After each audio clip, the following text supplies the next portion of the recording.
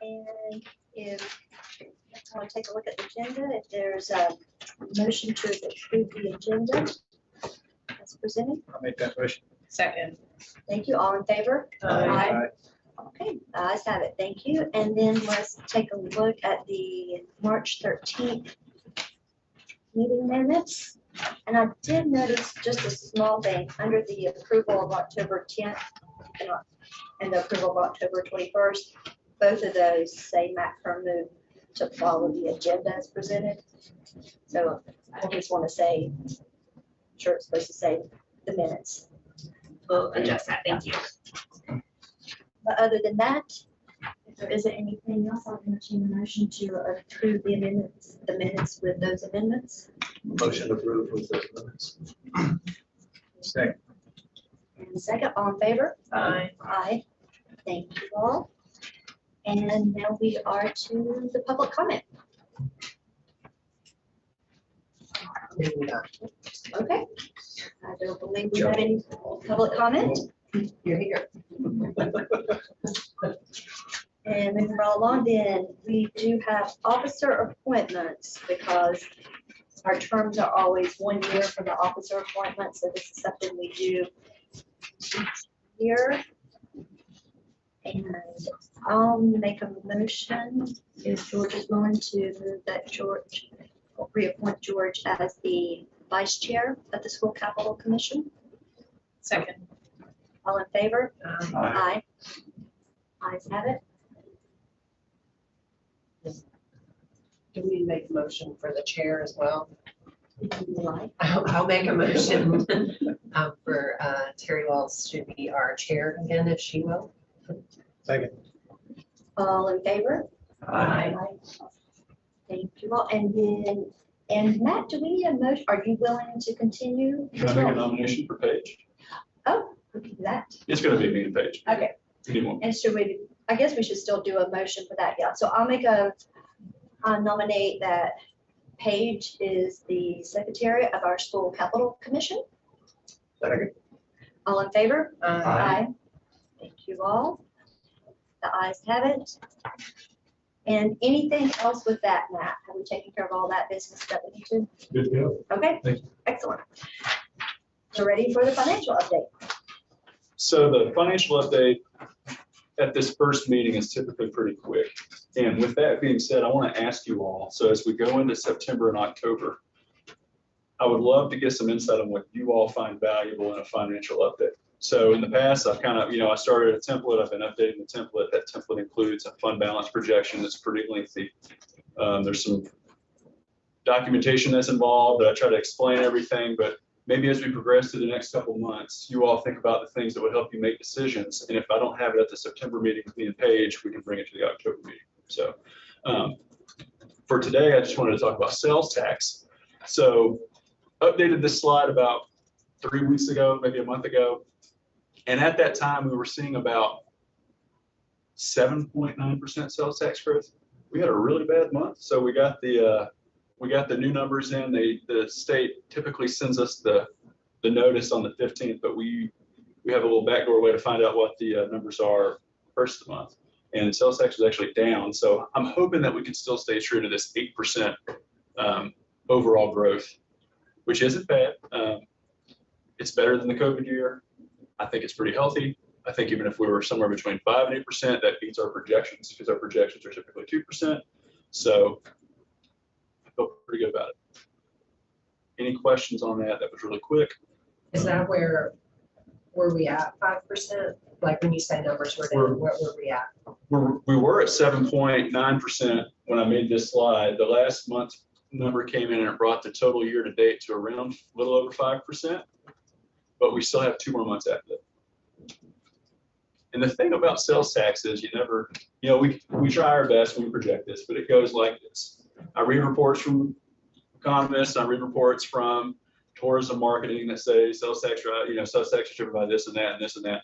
But really all we know is for us, we're in a more healthier spot in Blanco because folks do come and folks that live here, I guess, shop. So we're always on an upward trajectory. So if y'all will just, if we can maintain the philosophy to be a little bit conservative in our projections, it will make me feel a whole lot better with the decisions you all make. us feel better as well. That way if something does happen, but we've been pretty fortunate here, even in the COVID year, we were fortunate with sales tax. Any more thoughts on? Questions on that? And does anyone have anything specific that they can think of right now to maximum about what other information would be helpful to go for? I mean, we can always follow up with that. You remind me when, since it's only the second year, when's the funding decision? It's in March, right? Well, so you'll hear the main requests come in September, so that'll be the next meeting. We'll present you with some solid numbers, and then you all will make an action on in the October meeting for the Board of Commissioners. March is typically reserved for project updates, we're going to fix some budgets or something. And I know I asked you all that question without anything in front of you, but just what I'll do, me and Paige will put together some documentation. We'll send it out to you in plenty of time in advance. You can review it. If there's more things that need to be added, we can certainly do so. Amanda, one thing I have of note is giving you a list of projects and everyone else with their start times. How long have we had them? Where are we at? That's what we'll roll that into the normal pack. So let me ask a little bit of a follow-up question to George, is when we're looking at the projects, do we set aside contingency funds for the unexpected? How does that work? Because I mean, with buildings, you never know what's gonna happen. Absolutely, and we've actually lived that the last couple of years. Ronnie, you can speak to this better. You all usually put in some contingency into the budget themselves, correct? Yeah, we typically try to build some, in the last couple of years, I'm sure Tim and Clark can attest to this. It's been super hard to guess at what those contingencies should be, and we're still kind of going through some of that, as you'll see here in a little bit, but, some things you think are going to be astronomical and they're not, and then some things that you think should not be expensive come in really You expensive. never know. Yeah. Okay. But we do try to include a little bit of money there. Yeah, just make sure that we're not allocating everything all at once. Okay, thank you. And Commissioner, the beauty of this is, this is I keep telling you, it's dedicated for one thing, right? Like this pot of money is dedicated just for these capital projects. Unlike the general fund for the county or the schools, you all have pots of money that go different places. Fortunately for us, we have a little bit of reserves if we ever needed to come back to a future meeting like we're doing here in a minute to talk about increasing some budget. So, yeah. Thanks, that's helpful. Any other questions from the finances there? Okay, thank you very much. And moving on, it looks like we have the Ashland City Schools budget request. Move around just so I can see y'all if you don't care. Matt, are you running the clicker? No, It's this book. Are you sure? I just checked it out. Always mess this up. Apologize for having to go back and forth much. So thanks for taking a little bit of opportunity here today just to hear kind of some of the things we've got going on the ACS side of things. One quick project update I did want to give you. We spoke last time about the track. We had just bid that project and it came in under budget and everybody was super excited, and we are still under budget, just precursor, so everybody doesn't start getting nervous since we just had those financial talks. But they want to just show a little bit of update photos on that. I hate that I couldn't put this together today because now the track is completely paved and it looks really awesome and it looks much better than these pictures. But that's the picture on the left is starting demo, taking the old surface up, which there wasn't much there, which some of these facilities folks can attest to. It didn't take a lot of demo to get rid of it, so that was a good thing. But and then on the right, remember part of that ask was drainage specifically and figuring out some of the site drainage problems we had there. That's some of the slot drains going in on the outside of the track, so it'll catch the water before it runs off into other areas and get it to the stormwater system. So those are kind of neat one-off things you don't see every day unless you're on the track. But I want to start with the picture on the right. So that, like everything, schedules kind of got messed up, and we were hoping to be done with paving by the time graduation rolled around. We didn't get there. So facilities folks and our construction crew really knocked it out of the park, in my opinion, to build that walkway so that all students had a safe travel across. And it met ADA codes, so even students in wheelchairs could cross, and it worked out really well. That's the good news side of things. You see the picture on the left does not look like good news. We found out during the milling process that the previous electrical instead of being 18 inches deep, like the state code says, it was about that deep. So the really big motor grader with teeth found it in a hurry, and that's what the panel looked like when it tugged on the wires really hard. So they got an electrical upgrade as part of the project, which to the point about building in some of the contingencies just for things like that. You can see our initial budget was 1.475. After design and bids, we had 66,000 remaining. To date, our change orders have been 45,000. So we're still sitting on about $20,000 for any more unexpecteds that come up between now and the end of the project. But overall, very pleased with that. The only thing left is track surface and some fencing, so we should be really good. Next project, you guys probably remember, we asked to do some auditorium renovations, mainly starting with the top, working our way down with the ceiling problem that was there in the old auditorium. Several missing ceiling tiles. Fire marshal has been pretty adamant that it must get repaired, but there was some floor questions around, will it support scaffold to repair it? So we came to this project and was approved. That is one page of the schematic design. So we're actually into design development drawings now and moving along pretty well. We've had one schematic design cost estimate from our construction manager at risk. And here are the numbers on that. So our initial budget was $5,341,000 and some change. After our pre-con services, there's over 5.2 left. Our schematic design estimate was at 4.6, significantly lower. And one of the big things, big asterisks like I put on the screen, was HVAC replacement that we originally thought was going to be necessary for that is not necessary.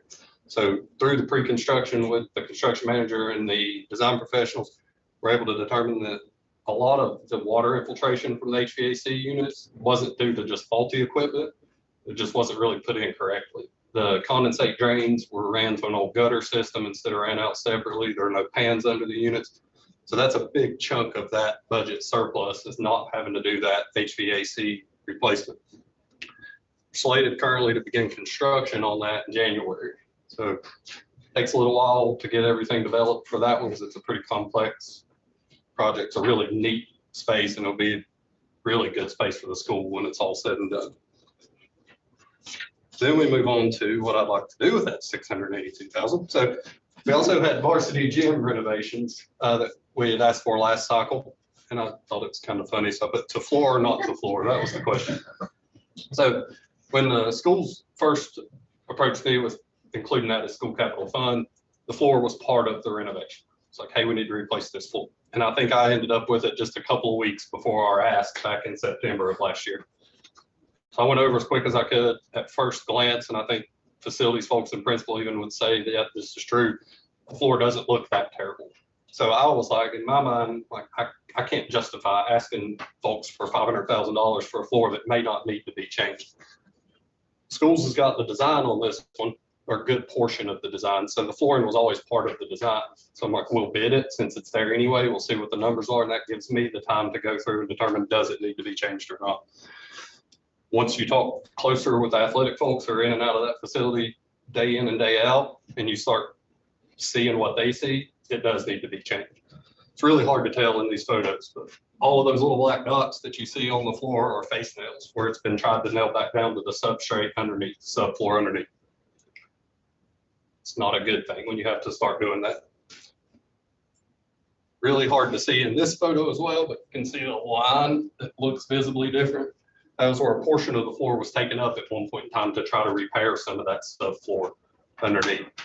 And Tim, I think, was here maybe at the time. It was not in really good shape when it was taken up. So then we wondered, was the rest of it this way too? It looks like a lot of water infiltration. There is not a water vapor barrier underneath the subfloor on top of the concrete like should be there. So they're getting a lot of that coming up.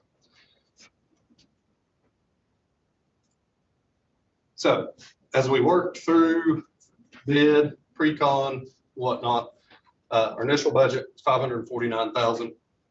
Remaining budget after design and pre-con services, $522,000. If we do, so that was lighting, flooring, and bleachers is basically the gist of it. Some safety rails at the top of the bleachers and that kind of stuff. But if we do and this sounds crazy because I'm talking about floors and then I say bleachers, and I'm sure y'all looked at this and went, this guy's lost his mind, but so if we move forward right now with everything but the bleachers, I'm under budget by $1,000 essentially, which is not great because of the unknowns, but fortunately that's through construction manager at risk, so they build their contingencies into that 521,000.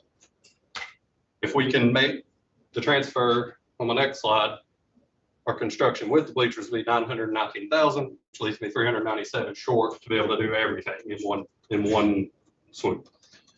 Big problem with that facility, and I'm glad that principal's here for this, is I've got like 15 minutes in the fall and 15 minutes in the spring to get in there and do this work. The bleachers, I couldn't get them before March anyway, because that's just the timeline on them. The flooring I can have next month. So I can proceed with flooring now, do it in its time frame, and then come back and hit the bleachers in the spring if we approve this fund transfer. If not, we just do the flooring now. And more than likely in September, I'll stand up here in front of you and ask for these bleachers then, and it'll be next August before I can get enough time frame to get to them. And my fear is that number would be significantly larger because of remobilizations and whatnot to get into the facility. So is that slab that's there now, does it not have a vapor barrier underneath the slab? That I don't know. I'm not sure. So you just know that there's moisture coming from somewhere? Yeah. Right. Mhm. Is the product you use under the floor, is it spray-on material or some kind of sticky substance? So what we did in the bid is it originally started in I think it was like an 8 mil plastic, basically, that was going in. And the floor manufacturer said, no, that needs to be 15. So we changed it to a 15. And then they also have a spray-on product that can water seal that essentially. And what we did was put an allowance for certain square footage for if visible areas were there, like, okay, right there around that pipe, it needs seal. We could just do those small areas and not have to do the entire floor because it is so expensive. But the floor guy said with a 15 mil plastic, they'll warrant it. So. Monty, does the budget, does it include all the subfloor replacement? Yes. Okay. Yeah, and and here, yeah, that's added to that. Didn't tell me, confused me when I saw that. I asked to move 410 where we were only 397 short, and that is just to give us another little bit of that slush in case something comes up. And that allowance for that sealant is really what had me worried it might not be big enough. So I added some more just in case we had to increase that. So that is basically my speed. Ronnie, you said they would warranty. How long is the warranty? I think that was 10-year, which was industry standard, but I don't quote me on that. I'd have to go back and look. So they're not afraid it's gonna, 15 mil poly is just gonna trap moisture between concrete and poly. Didn't seem to be. That's 10-year. And not 20. That's probably more for just use, because I'm sure Clark probably knows this, the floors don't get used exactly like they should a lot of times. I'm sure. No, they don't. So basically, the request had originally been for the bleachers and lighting, but then with the assessment that you were able to do in the meantime, you feel strongly that the floor actually does need to be done prior to the bleachers, of course. Yeah, we could do either one. It's just really the logistics of getting the material. I can have the flooring a lot quicker than the bleachers. And just so the board, one thing we need to look at and just make sure we address, because there's a resolution that we have in this board that establishes a policy regarding projects that exceed or are completed under budget. So we just need to make sure we have this discussion as well. And I can read it. I think Matt has it too. So it says that when a project funded by the fund is completed under budget, any and all remaining appropriated funds for that project shall unconditionally revert back to the fund. So there's that section 3, and then section 4, that when a project funded by the fund requires additional funding for project completion, the respective school system shall first consider funding sources other than the fund to complete the project. And I know Matt, I spoke with him briefly before this meeting, and I'm sure you all have discussed that. So can you elaborate on addressing those those two policies that relate to this? Absolutely. So I think I think the heart of what 3 is trying to get at is basically, what are we doing with any excess budget after completion? So Ronnie's kind of hit a crossroads here where he needs some more money to kind of get the project to keep it going, right? So then we get to part 4 that says, what do we do when we need additional funding if we hit up other avenues, basically? Ronnie, I'm assuming you all have, and to be completely fair to Ronnie, I think I do make him break his project requests out a little bit more than he probably should need to. Like, he could just say, I've got a Nashville High School project for X, but we get down in the weeds sometimes. And I think we're not breaking anything by doing this. I feel confident that this is a good use, because what would happen is, let's say if we did assume that this was complete, this main building auditorium, it's just gonna go back into the fund. And then we're gonna come right back and say, okay, cool, let's reallocate that money to this project, so. And probably more than that ask, because Absolutely. the- Or even if it was 2 actions and we closed one and then brought it back. I think we're being very transparent here. I think we're being very visible, what we need to do. I still feel like we're meeting the requirements of what this policy is trying to do. Thank you. yeah, and after you and I talked, and you said, don't think we're doing anything with Yeah. deposits. So I went back and read too, and I'm like, well, it says completed. And technically, we're not done. So, but that's for y'all. I build buildings, so. Have you ever had a scenario where you had a budget that is proposed and you think you're gonna meet it, and then you spend the extra money, and then you need that money later? I'm not yet. Well, I think we have another instances, but we're pretty tight on this fund. I think we keep a pretty good eye on all this money, so. The first round at Asheville High, back in 17 or whatever, like $24 million or whatever it was, and there was like over $1 million left at the end of that project that just went back into the funds.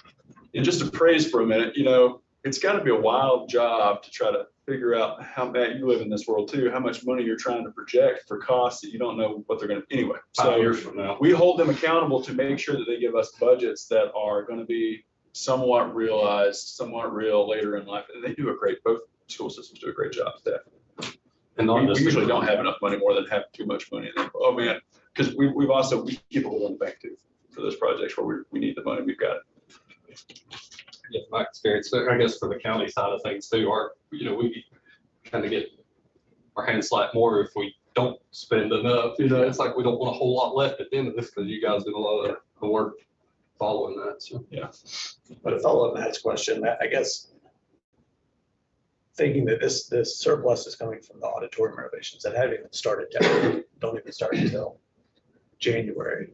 And as a parent of 2 Asheville High, or now just 1 Asheville High student, having been in that space a lot, how confident are y'all that space has been gone over with a fine tooth comb, that the right people's gotten in there and know that we're going to have the surplus? Sure, that's a great question. And so in addition to that 600,000, what I'm calling a surplus, that $4.6 million cost estimate at Schematic Design had almost $1 million of contingency money just for escalations between now and then, things that may have gotten missed up to Schematic. So I feel like there's plenty of money there to cover everything the school wants to do.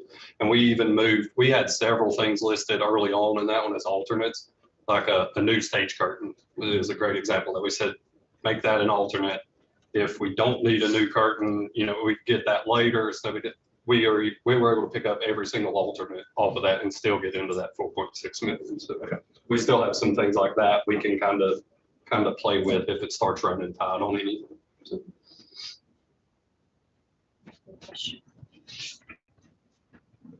Tony, can you speak to the timing of the contract? Yes, so it's tricky, to say the least. So because of the Board of Commissioners has to approve this as well after this, and in order to order these materials in time, the 18th of July is y'all's next BOC meeting, is when I had to have approval for that. Well, my time to have everything in for your agendas was last Friday. So I went ahead and put all of this on there, but with the asterisks of this may need to get edited in the bottom of the ninth. If you guys don't approve it, we take it out, we move forward with the 521, and we go from there.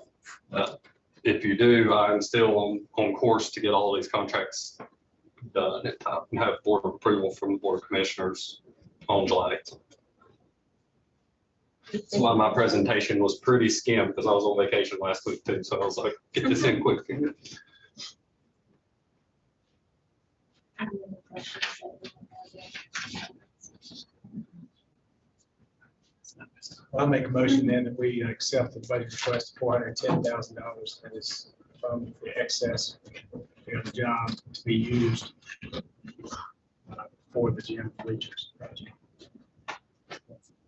Okay, first and second, all in favor? Aye. The ayes have it. Thank you very much. Thank you all. And we'll see you on the 18th. And I think we have a new website to talk about. Yes, I will be sharing that with you beforehand. I met many of you at the last meeting, but for the new faces in the room, I'd like to introduce myself. My name is Paige Anderson. I joined Matt's team in early March as the financial analyst. I have about 3 years of financial analysis experience during my time as an external financial auditor, working with Fortune 500 companies, my time as an accounting analyst, and then here at the county as an internal auditor. So I'd love to introduce you guys to our new website. We did have one previously on the Buncombe County website, but we are transitioning to this new Engage in public input portal. And I would be remiss if I did not acknowledge Angelica, who has done so much help and in setting up this website, the bones and everything, and she's really assisted us with getting this up and running. And she's also here doing our first live stream. So thank you, Angelica. So here is our new website. We've got an awesome banner up there of the football stadium project that we had completed.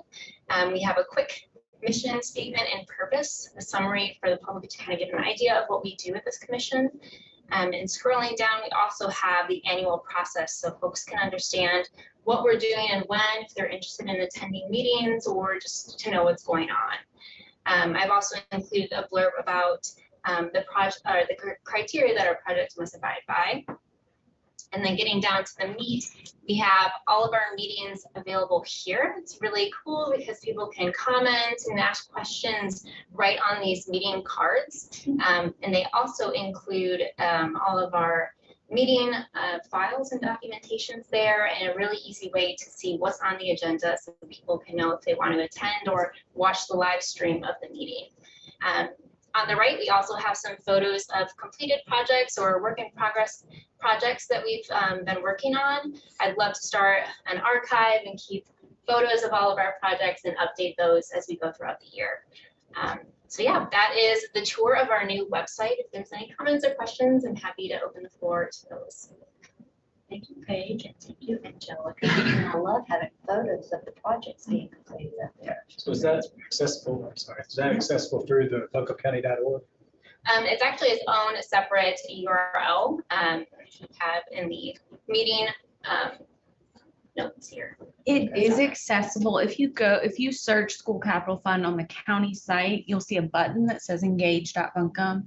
And when you hover over it, it says, are you interested in the agendas, minutes, the presentations, recordings? And it brings you here. So it's our sister site for our boards and commissions. Right, good. Thanks, Angelica. Any other questions, comments? That was good, yeah. And now our schedule for our future meetings. You all still feel good. So obviously the September, October meetings are by design to get things in place for meetings schedules at the school so they can get projects done. Do you still feel good about February and March? And of course, this is just a blueprint. We can add meetings if necessary, if we ever need to meet. I think it worked out really well last year with the February, March meetings. Just look good to everyone. Yeah, yes. So all the meetings will be in this room. Angelica will be with us every single time. Except September and October. Angelica will have someone here with us in September and October. A CAPE team member will be running the live stream September and October. I think it's good for the public to see this, right? So this kind of flew under the radar, not under the radar. They would have just needed to search for it, but it's more, there's more opportunity to view this now. So I'm really excited about it. Great. do you need us, you don't need us to actually make a motion for I think we're good, yeah. Okay, wonderful. Well, does anyone else have anything else that they want to share or any questions? Feel like Buncombe County Schools didn't share anything, but everything going well? Busy. Okay. How's the track and tennis courts going at AC Reynolds? They're doing well. They're on schedule. Okay, Yeah. that's great. Looks like a farm. Yeah, it's don't go up there right now. Yeah, it don't look good right now. But it's on schedule. Well, excellent. Well, thank you, everyone. And if there's nothing else, I'll entertain a motion to adjourn. Make that motion. Second. All in favor? Aye. Thank you all very much. All right.